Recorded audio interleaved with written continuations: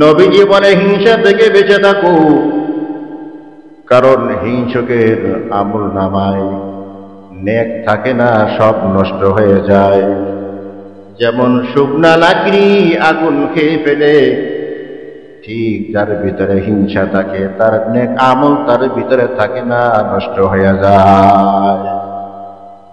নামাজ পাঁচ ওয়াক্ত দুনিয়াতে পড়ছে, জিকির আজকার করছে, তাসবিহ তাহলিল পড়ছে, দান সদকা করছে, ভালো কথাও বলছে, মানুষের সাথে ভালো আচরণও করছে, তবে ভিতরে কি ছিল? হিংসা ছিল। হিংসা থাকার কারণে আমল নামা যখন খোলা হবে দেখে আমল নামা খালি, কিছু নাই। কেন নাই? দুনিয়াতে হিংসা করার কারণে। এই হিংসুকের নামাজ আমল নামায় নাই, হিংসুকের রোজা আমল নামায় নাই, হিংসুকের দান সদকা আমল নামার ভিতরে নাই, সব ধ্বংস হালাক হয়ে যায়। নাউজুবিল্লাহ বলেন। এটা হলো আখিরাতের ক্ষতি। দুনিয়ার ক্ষতি কয়টা? পাঁচটা। আখিরাতের ক্ষতি কয়টা? একটা। এখন হিংসা থেকে কিভাবে বাঁচবো?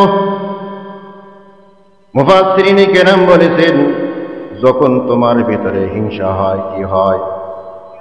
তোমার ভিতরে হিংসা হয় তখন তুমি সূরা ফালাক পাঠ করো, কুল আউযু বিরাব্বিল ফালাক মিন শাররি মা খালাক ওয়া মিন শাররি গাসিকিন ইযা ওয়াকাব ওয়া মিন শাররি নাফাসাতি ফিল উকাদ ওয়া মিন শাররি হাসিদিন ইযা হাসাদ।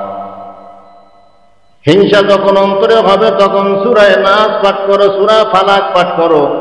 হিংসা থেকে বাঁচার এক নম্বর উপায়।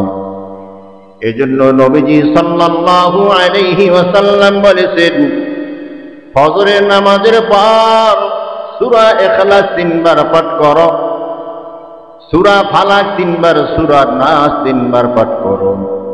আবার মাগরিবের নামাজের পর সূরা ইখলাস 3 বার, ফালাক 3 বার, নাস 3 বার যদি পাঠ করতে পারো, তুকফিকা মিন কুল্লি শাই, এই আমলটুকু তোমার সব কিছুর জন্য যথেষ্ট হয়ে যাবে। এই আমলটুকু তুমি করলা না জানো, তুমি নিরাপত্তার জন্য ইন্স্যুরেন্স করো। বুঝেন নাই মনে হয়?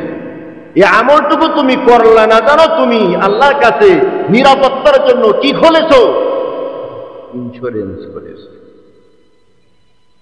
করা যাবে না ইনশাআল্লাহ?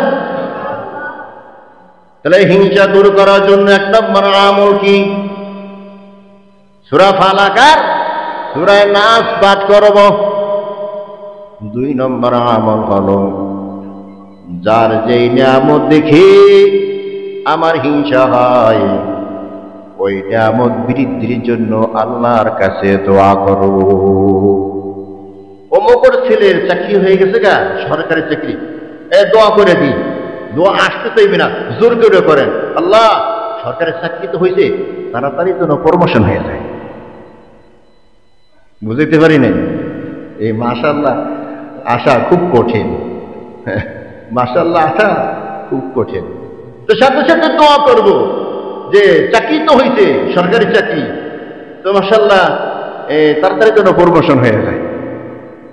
অমুকের মেয়েটা ভালো করে বিবাহ হওয়ার প্রস্তাব আসছে, হ্যাঁ সুন্দরভাবে সুচারুভাবে যেন বিয়েটা সম্পন্ন হয়ে যায়। এরকম যে কোনো নিয়ামত দেখে আমার ভিতরে জ্বলা শুরু হবে, হিংসা আসবে, সাথে সাথে ওই নিয়ামতটা বৃদ্ধির জন্য কি করা? কি করা? আসতে চাইবে না, দোয়া জোর করে করতে হইবে। অমুকের ব্যবসাতে খুব ভালোই করতেছে, হ্যাঁ, তখন এই ভিতরে জ্বলা শুরু হয়েছে, আমার দোকান চলে না, অমুকেরটা দিয়ে চলে। আমার দোকানের সামনে দিয়ে কাস্টমার নাই, অমুকের দোকানের সামনে দিয়ে লাইন ধরে। এখন এই কিভাবে ফিরানো যায়, এইটা মনের ভিতরে আসবে না। আল্লাহ তারে আরো বেশি দাও, তার ব্যবসা যেন আরো বেশি হয়, তার কাস্টমার যেন আরো বেশি হয়। এটা মুখ দিয়ে আসতে চাইবে না, জোর করে আনা লাগবে। বুঝতে পারছি? এভাবে তার জন্য দোয়া করতে থাকলে তো আমার ভিতর থেকে হিংসা দূর হবে। কয়টা হলো? দুইটা।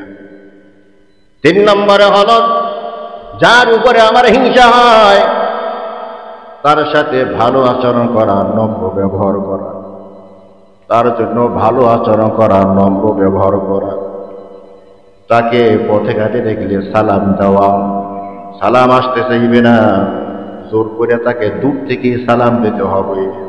প্রথম যখন জোর করে সালাম দেওয়া হবে, আস্তে আস্তে তার প্রতি হিংসা দূর হয়ে যাবে।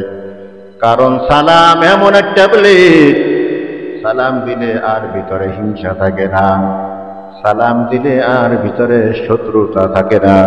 وقال النبي صلى الله عليه وسلم لا يدخل الجنة حتى تؤمنوا ولا تؤمنوا حتى تحابوا أولا أدلكم على شيء إذا فعلتموه تحاببتم أفشوا السلام بينكم أو كما قال النبي عليه الصلاة والسلام। নবীজি বলেন জান্নাতে প্রবেশ করতে পারবে না যতক্ষণ পর্যন্ত মুমিন না হইবা। মুমিন ছাড়া কেউ জান্নাতে যাইতে পারবে না, কথা কয় না। ওয়ালা তুমিনু হাত্তা তাহাবু, মুমিন হইতে পারবা না যতক্ষণ পর্যন্ত পরস্পরের ভিতরে মুহাব্বত পয়দা না হবে। মুমিন হইতে হলে পরস্পরের ভিতরে কি লাগবে? শত্রুতা, হিংসা কি? মুহাব্বত লাগবে, পরস্পরে ভালোবাসা লাগবে। এখন নবী বলেন আওয়ালা আদুল্লুকুম আলা শাইইন ইযা ফাআলতুমুহু তাহাবাবতুম, আমি কি তোমাদেরকে এমন এক আমলের কথা বলবো না যে আমল করলে পরস্পরের ভিতরে মুহাব্বত পয়দা হবে? সাহাবীরা বলেন জি নবীজি বলেন। আল্লাহর রাসূল বললেন আফসুস সালামা বাইনাকুম, পরস্পরের ভিতরে সালামের প্রচার প্রসার ঘটা। বেশি বেশি সালাম দাও, বেশি বেশি। কয় নম্বর হয়েছে? হ্যাঁ, গুণটাও রাখতে পারে না। 3 নম্বর। আর 4 নম্বরে হলো যার উপর তোমার হিংসা হয় সমাজে তার প্রশংসা করো। আইবেনি প্রশংসা? জোর করে করতে গেলে। যার প্রতি তোমার কি হয়? হিংসা হয়, সমাজে তার কি করো? প্রশংসা করো। প্রশংসা আসতে চাইবে না। জোর করে যদি প্রশংসা করতে থাকো তাহলে ভিতর থেকে হিংসা দূর হয়ে যাবে। 5 নম্বর আমল হলো যার প্রতি তোমার হিংসা হয় তাকে মাঝে মাঝে হাদিয়া দাও। যার প্রতি তোমার কি হয়? হিংসা হয়, তাকে মাঝে মাঝে হাদিয়া দাও। নবীজি বলেন হাদিয়া তোমরা আদান প্রদান করো, শুধু হাদিয়া পাওয়ার জন্য বসে থাকো না। তুমি দাও, তোমাকেও দিবে, আমি দেব, আমাকেও দিবেন। তোমরা পরস্পর হাদিয়া আদান প্রদান করো, তাহলে তোমাদের ভিতরে মুহাব্বত পয়দা হয়ে যাবে। যার প্রতি মুহাব্বত পয়দা হবে তার প্রতি হিংসা আর থাকবে না। মুহাব্বত আর হিংসা এক জায়গায় থাকতে পারে না। এই জন্য যাকে আমার কি হয়, হিংসা হয়, তাকে মাঝে মাঝে কি করব? হাদিয়া দিব। হিংসা দূর করার কয় ট্যাবলেট? 5 ট্যাবলেট। সময় মতো খাওয়ার তৌফিক দান করুন। জোরে কান আমিন। তাহলে অন্তরে কি রাখা যাবে না? হিংসা রাখা যাবে না। কারণ হিংসু আল্লাহর সব নিয়ামত থেকে বঞ্চিত থাকে। হিংসু আল্লাহ তাআলার সব নিয়ামত থেকে বঞ্চিত থাকে। যে আল্লাহর নিয়ামত থেকে বঞ্চিত থাকে তার ঠিকানা জান্নাত নয়। তার ঠিকানা কোথায়? তার ঠিকানা কোথায়? এই জন্য আমাদের অন্তর, আমাদের কলব হিংসা মুক্ত করতে হবে। হিংসা মুক্ত যদি কলব করতে পারি তাহলে আমার ঠিকানা কোথায়? আরো জোরে। হাদিস শরীফের ভিতরে আছে হযরত আমর ইবনুল আস রাদিয়াল্লাহু তাআলা আনহু বর্ণনা করেন, আমরা নবীজির দরবারে বসেছিলাম, ইতিমধ্যে একজন সাহাবী মসজিদে প্রবেশ করতেছেন। আল্লাহর রাসূল সাল্লাল্লাহু আলাইহি ওয়াসাল্লাম বললেন, এই সাহাবীদের দল, তোমরা খুব খেয়াল করে রাখো, একজন জান্নাতি মানুষ এই মজলিসে আসতেছে। আল্লাহু আকবার। কে আসতেছে? কে আসতেছে? জান্নাতি মানুষ। জান্নাতি মানুষ যদি দুনিয়াতে কেউ দেখতে চাও, তাহলে এখন যে আসতেছে আমার ওই সাহাবীর দিকে তাকায়া তাকায়া দেখে দাও, এই সাহাবী হলেন একজন জান্নাতি মানুষ। সব সাহাবীরা সচেতন হয়ে গেলেন, কান খাড়া রাখলেন, কি আসতেছে দেখতেছেন। দেখেন হযরত সাদ ইবনে আবি ওয়াক্কাস রাদিয়াল্লাহু তাআলা আনহু আগমন করলেন। কে? সাদ ইবনে আবি ওয়াক্কাস রাদিয়াল্লাহু তাআলা আনহু, যাকে আশারায়ে মুবাশশারার একজন সদস্য বলা হয়। আশারায়ে মুবাশশারা, জান্নাতের সুসংবাদ প্রাপ্ত 10 জন সাহাবী, এদেরকে আশারায়ে মুবাশশারা বলা হয়। এই আশারায়ে মুবাশশারার একজন সদস্য, অন্যতম সদস্য হযরত সাদ ইবনে আবি ওয়াক্কাস রাদিয়াল্লাহু তাআলা আনহু। কেমন নবীর সাহাবী, কেমন ঈমানওয়ালা। এক যুদ্ধে গেলেন, সন্ধ্যা হয়ে গেছে, গন্তব্যস্থান খুঁজে পায় না, কোথায় যাবেন, কোথায় থাকবেন। খ্রিস্টান এলাকায় চলে গেছেন। খ্রিস্টানদেরকে গিয়ে বললেন, আমরা রাতে তোমাদের এলাকায় থাকতে চাই। খ্রিস্টানরা মনে মনে ভাবলো, সুযোগ একটা পাইছি, মুসলমানের সাথে যুদ্ধ করে বিজয় লাভ করতে পারি না, আজকে কলা কৌশলে একটা যুদ্ধ করব, বিজয় লাভ করব। সবাই পরামর্শ বসলো, কি কোথায় এখন তাদেরকে স্থান দেওয়া যায়। সিদ্ধান্ত হইল, সামনে বিশাল জঙ্গল, এই জঙ্গলের ভিতরে সুন্দর একটা বাগান আছে, ওই বাগানের ভিতরে তাদেরকে থাকতে দেওয়া হবে। খ্রিস্টানরা গিয়া বলে, সাদ ইবনে আবি ওয়াক্কাস রাদিয়াল্লাহু তাআলা আনহু এই জামাতের আমির সাহেবকে বলে, এই জঙ্গলের পরেই সুন্দর এক মনোরম বাগান, ওখানে কি আপনারা বসবাস করেন। জঙ্গল যখন পার হইতেছে, গহীন জঙ্গলের ভিতরে যখন ঢুকে গেছে, দেখে চতুর্দিক থেকে হিংস্র বাঘ ভাল্লুক হুঙ্কার দিয়ে আসতেছে। সাহাবীরা ভয় পেয়ে গেল, আমাদের তো মরণ ফাঁদের ভিতরে আটকায় দিছে, এই জঙ্গল থেকে একজনও বের হতে পারবো না, আমাদের তো এখানে মরণ হবে। আমির সাহেব সাদ ইবনে আবি ওয়াক্কাস রাদিয়াল্লাহু তাআলা আনহু বললেন, ও নবীর সাহাবীদের দল, এই জঙ্গলের ভিতরে স্টেজ বানাইয়া দাও, আমি এখানে ভাষণ দিব। সাহাবীরা মনে মনে ভাবলেন, মনে হয় আমাদেরকে তওবা করাইবেন, মরণ তো একেবারে সন্নিকটে, যেভাবে বাঘের গর্জন শোনা যায়, রাতের বেলা আমাদের উপরে হামলা চালাইবে, একজনও বাঁচতে পারবো না, মনে হয় আমাদেরকে উদ্দেশ্য করে ভাষণ দিব, তওবা কইরা নাও, কান্নাকাটি শুরু করিয়ে দাও। যখন সাদ ইবনে আবি ওয়াক্কাস রাদিয়াল্লাহু তাআলা আনহু স্টেজের উপর উঠলেন, কোন সাহাবীদের উদ্দেশ্যে কিছু বললেন না। হিংস্র প্রাণীদেরকে ডাক দিয়া বললেন, এ জঙ্গলের বাঘ, এ জঙ্গলে হিংস্র প্রাণী, এ সিংহ, যত অনিষ্টকারী জীবজন্তু জঙ্গলে আছো, তোমরা শুনে নাও, আমরা নবীর সাহাবী এই জঙ্গলে হাজির হয়ে গেছি, আজকে রাতে আমরা এখানে থাকবো, আমাদের নিরাপত্তার জন্য তোমরা জঙ্গল ছেড়ে দাও, সবাই জঙ্গল থেকে বেরিয়ে যাও।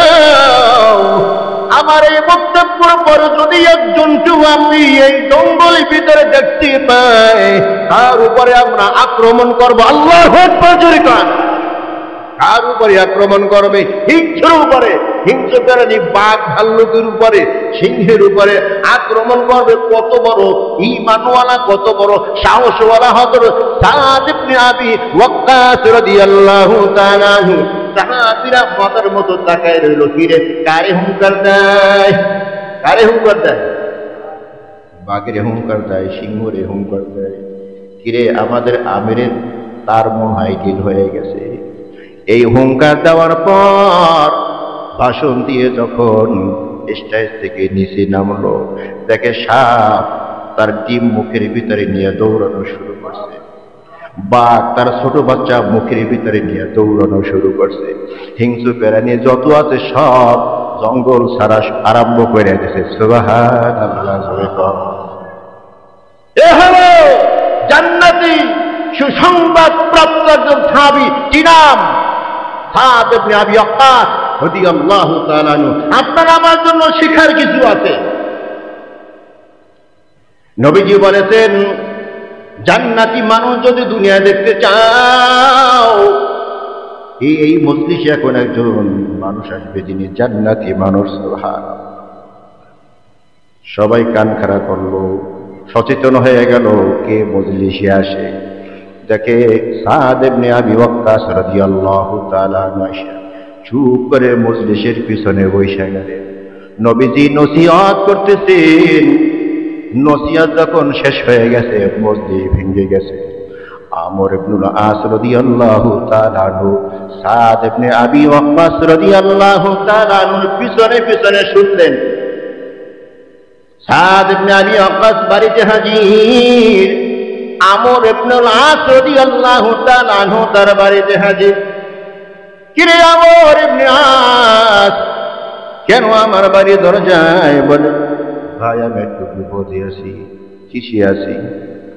আমি একটু বিপদে আছি। 3 দিন আপনার বাড়িতে মেহমান হইতে চাই। আপনার বাড়িতে 3 দিন আমি আশ্রয় দিতে চাই। একটু বিপদে আছি। কি বিপদ? বিপদ হইল জান্নাতের খুশখবরি আল্লাহর রাসূল পবিত্র জবানে আপনাকে দিয়েছে, আমি পাই নাই। আমার মনে বড় কষ্ট। কোন আমলের কারণে আপনি দুনিয়াতে জান্নাতের খুশখবরি পাইলেন, এটা আমি দেখার জন্য। এই কথা তো আর সাদ ইবনে আবি ওয়াক্কাসকে বলে না। বলে, ভাই আমি একটু বিপদে আছি, একটু মুসিবতে পড়ে গেছি। 3 দিন আপনার বাড়িতে আমি মেহমান হইতে চাই। উদ্দেশ্য হলো কোন কোন আমল গোপনে রাতের বেলা করে অথবা দিনের আলোতে করে, এগুলা দেখে দেখা আমিও করব। জান্নাতের খোঁজ খবর জন্য আমিও দুনিয়াতে পাই। ইবাদতের প্রতিযোগিতা মিয়া, হিংসা হিংসা না, এটা কি ঈর্ষা বলে? কি আমর ইবনে আস রাদিয়াল্লাহু তাআলা আনহু সারা রাত ঘুমাইলেন না, পাহারাদারি করতেছেন। সাদ ইবনে আবি ওয়াক্কাস কোন রুমে ঘুমায়? ওই রুমের পাশে গিয়ে আসতে চুপ করে বসে রইল। সারা রাত বসে রইল। কখন রাতের বেলা উঠে, কখন তাহাজ্জুদ নামাজ পড়ে, কখন জিকির আজকার করে, কখন কান্নাকাটি করে। দেখে না তাহাজ্জুদও নাই, জিকিরও নাই, ভোর রাতে কান্নাকাটিও নাই। সাদ ইবনে আবি ওয়াক্কাস নাকটা নিয়ে ঘুমায়। যখন মসজিদ থেকে আযানের ধ্বনি আসলো, আসসালাতু খায়রুম মিনান নাওম, ঘুমের চেয়ে আরো জোরে গান। কেন আপনাদেরকে বলাইলাম, আপনারা তো আযানের এই শব্দটা শুনলে নাকটাই না আরো ঘুমান, কুম্বুরটা টাইনে যান, এসির পাওয়ারটা আরো বাড়াইয়া যান। শয়তানের কোনো চাপে বেশি। যদি নাই চাপতো, যা এখন মুখে স্বীকার করছেন ঘুমের চেয়ে নামাজ ভালো, এ কথা মুয়াজ্জিনের কাছে শুনলে সাথে সাথে তো মসজিদে হাজির হয়ে যাইতেন। এশারের নামাজও যত মুসল্লি ফজরে তার চেয়ে বেশি হইতো নাকি কম? হ্যাঁ, বেশি কেন? অনেক তো চাকরি করিয়া এশার নামাজ এলাকায় এসে পড়তে পারে না, রাত 10টা 11টা আসে। কথা কয় না যে রাত 10টা আসলো, 11টা আসলো, 12টা আসলো, ঘুমাইছে কোথায়? এলাকায় তো ঘুমাইছে। তাহলে এশারের নামাজের সময় এলাকায় যত মানুষ ফজরের রক্তে, এলাকায় তার চেয়ে মানুষ বেশি না কম? যদি এই আপনার ঘোষণাটা ঠিকই অন্তর থেকে দেন, আসসালাতু খায়রুম মিনান নাওম, ঘুমের চেয়ে নামাজ ভালো। ওঠো মুমিন মুসলমান, ঘর থেকে মসজিদ ভালো, একার থেকে জামাত ভালো। ওঠো মুমিন মুসলমান। এই আওয়াজটা শুই না তো আপনি আর ঘরে থাকতে পারতেন না, মসজিদে হাজির হয়ে যাইতেন। আমর ইবনে আস রাদিয়াল্লাহু তাআলা আনহু দেখলেন যখন মসজিদ থেকে আওয়াজ আসছে আসসালাতু খায়রুম মিনান নাওম, সাদ ইবনে আবি ওয়াক্কাস রাদিয়াল্লাহু তাআলা আনহু সাথে সাথে ঘুম থেকে উঠে গেলেন, ওযু বানাইয়া মসজিদের দিকে রওনা হইলেন। 5 ওয়াক্ত নামাজ মসজিদে গিয়ে আদায় করে, কারো সাথে অতিরিক্ত কোনো কথা নাই। দেখা হয়েছে আসসালামু আলাইকুম, ওয়ালাইকুম আসসালাম, ভাই কেমন আছেন? আলহামদুলিল্লাহ। এরপরে আর কোনো কথা নাই, রাজনীতিও নাই, গল্প গুজবও নাই। কারণ নবীজি বলেছেন নাং সামাতা নাজা, যে চুপ থাকে সে জান্নাতের মেহমান হয়। কথা বেশি বললে গুনাহ বেশি হয়, বোঝাই নাই? কথা বেশি বললে গুনাহ বেশি হয়, কথা বেশি বললে ভুল বেশি হয়। যে কথা বলে না তার ভুলও হয় না। কথা হয় না? কথায় ভুল কার হয়? যে কথা বলে। না বুবা? কাজে ভুল কার হয়? যে কাজ করে। কথা হয় না? এই জন্যই সুলুকুল লাইনে সবক দেয়, চুপ থাকো, কথা কম বলো। কথা যত কম হবে গুনাহ তত কম হবে। কারণ কথার ভিতরে মিথ্যা হয়, কথার ভিতরে গীবত শেখাতে হয়। গীবতের ব্যাপারেও গত জুমার আগের জুমে আলোচনা করেছিলাম, গীবত করলে নেক আমল নষ্ট হয়ে যায়। সাদ ইবনে আবি ওয়াক্কাস রাদিয়াল্লাহু তাআলা আনহু মসজিদে গেলেন, জামাতের সাথে নামাজ আদায় করলেন, জিকির আজকার করিয়া ইশরাক করিয়া মসজিদ থেকে বের হলেন। আবার সংসারে কাজকর্ম লিপ্ত হয়ে গেলেন। গল্প গুজব নাই, কারো সাথে কোনো কথাবার্তা নাই। যখনই শোনে হাইয়া আলাস সালাহ, কাজ যতই থাকুক ফালাইয়া মসজিদে দৌড় দেয়। 5 ওয়াক্ত নামাজ জামাতের সাথে আদায় করে নেয়। কারণ নবীজি বলে এক নামাজ আদায় করার পর আর এক নামাজের অপেক্ষায় থাকলে মাঝখানে যত সময় অতিবাহিত হয় নামাজের সওয়াব তার আমল নামায় দেওয়া হয়। এশারের নামাজ আদায় কইরা ভাই তুমি নিয়ত কইরা ঘুমাও, আমি আজকে তাহাজ্জুদ নামাজ পড়বো, কিন্তু এমন ঘুম দিয়েছো তোমার ঘুম ভেঙে গেছে আসসালাতু খায়রুম মিনান নাওম শব্দে। তাড়াতাড়ি ঘুম থেকে উঠে গেল, হারে নামাজ তো পড়তাম না, নিয়ত করেছিলাম তাহাজ্জুদ পড়ব, পারি নাই। আল্লাহর রাসূল বলেন এশারের নামাজের পর থেকে এই ফজর পর্যন্ত সারা রাত দাঁড়াইয়া তাহাজ্জুদ নামাজ আদায় করলে যেই সওয়াব হতো ওই সওয়াব তোমার আমল নামায় দেওয়া হবে।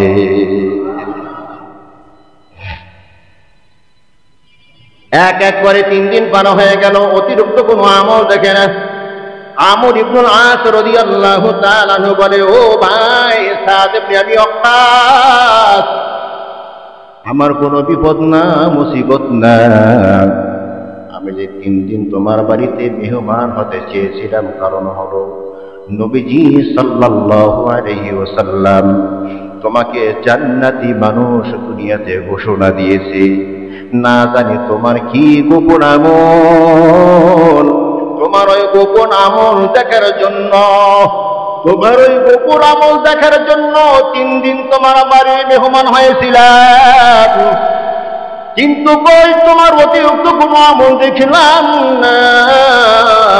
তবে হ্যাঁ 5 ওয়াক্ত নামাজ জামাতের সাথে মসজিদে গিয়ে আদায় করো, মানুষের সাথে গল্প গুজবে কখনো জড়াও না।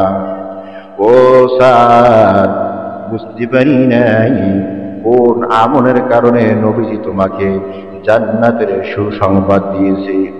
সাদ ইবনে আবি ওয়াক্কাস রাদিয়াল্লাহু তাআলা চোখের পানি ছেড়ে দিয়ে বলে, এরে ভাই, জান্নাতি মেহমান হওয়ার উপযুক্ত আমি না,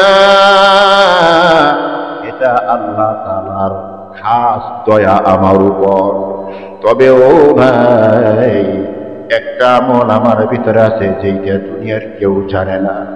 একটা আমল আমার ভিতরে আছে যেইটা দুনিয়ার কেউ জানে না। এটা হলো কারো ভালো দেখিয়া আমার মনের ভিতরে কখনো হিংসা জাগে না। কারো প্রতি আমার হিংসা হয় না, কারো ভালো দেখে আমার অন্তরে জ্বালা করা শুরু হয় না। আর আমি যখন রাতের বেলা ঘুমাই, কারো ধারা যদি আমি কষ্ট পেয়ে থাকি, আমি ঘুমানোর আগে সবাইকে ক্ষমা করে দেই। সবাইকে যদি ক্ষমা করে দেই, কোনো অপরাধকারীকেও যদি আমি ক্ষমা করে দেই, আমার ভিতরে টেনশন থাকে না। টেনশন মুক্ত হয়ে যখন আমার মাথাটা বালিশে লাগাই, ঠান্ডা মাথায় একটা আমার ঘুম হয়। আবার সকালবেলা যখন আমি ঘুম থেকে জাগি, হিংসা মুক্ত একটা অন্তর নিয়ে জাগি, আর আল্লাহর কাছে দরখাস্ত জানাই, রে মালিক, কারো প্রতি যেন আমার হিংসা না হয়, হিংসা মুক্ত একটা কলব আমাকে দাও। এই দোয়াটা আমি আল্লাহর কাছে করি। এই কারণে মনে হয়, এই ছোট্ট আমলের কারণে মনে হয় আমাকে আল্লাহ তাআলা জান্নাতের মেহমান হওয়ার সুসংবাদ দান করেছেন। এরে ভাই, নবী তো নাই, জিবরাইল আসবে না। তুমি আমি যদি এই গুণটা অর্জন করতে পারি, তুমি আমিও জান্নাতের সুসংবাদ প্রাপ্ত হব। যদিও ঘোষণা পাই নাই, কিন্তু সাদ ইবনে আবি ওয়াক্কাসের আমলের সাথে তোমার আমার আমল তখন মিলে যাবে। আজ যেমন জান্নাতের মেহমান হয়েছে, তুমি আমিও জান্নাতের মেহমান হতে পারবো, ঠিক কিনা? আল্লাহ তাআলা আমাদেরকে হিংসা মুক্ত জীবন গড়ার তৌফিক দান করুন।